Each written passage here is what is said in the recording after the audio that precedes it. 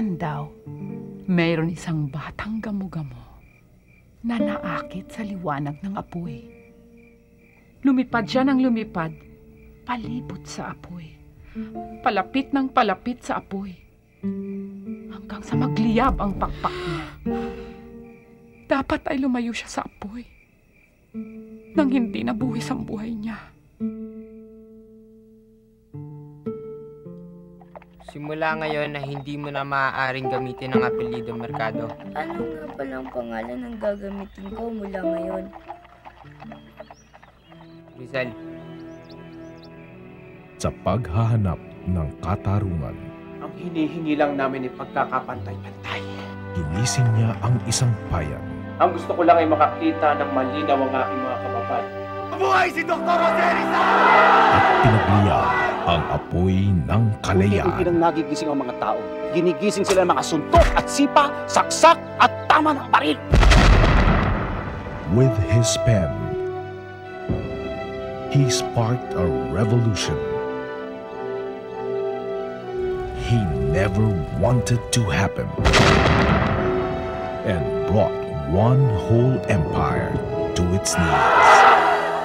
Uusok na naman ang puwet ng mga fraile kapag nabasa nila ang mga nakasulat dito. Ang naimpyerno ay narito na! Huwag na natin hintayin na pinatay na nila ang ating mga anak. Inabuso na ang ating mga babae.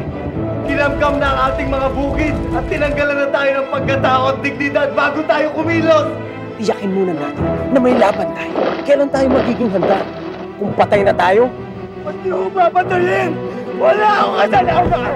Pinagbintangan pasimuno ng revolusyon. Kayo'y isang herehe, filibustero, subversibo, at walang utang na loob. Naniniwala ka na rin ba sa pagtanang ng dugo?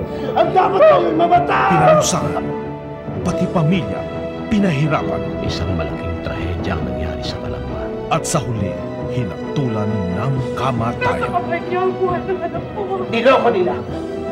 Tatahimik na lang ba tayo? Hindi! Sasalakay tayo sa lalong madaling panahon. Liligtas natin si Dr. Rizal! Buong buhay ko, wala kayong ginawa kung husgahan ako. Basahin ako. Kung ano-ano ang hiningin ninyo. Pero hindi niyo pa rin makita kung sino ako.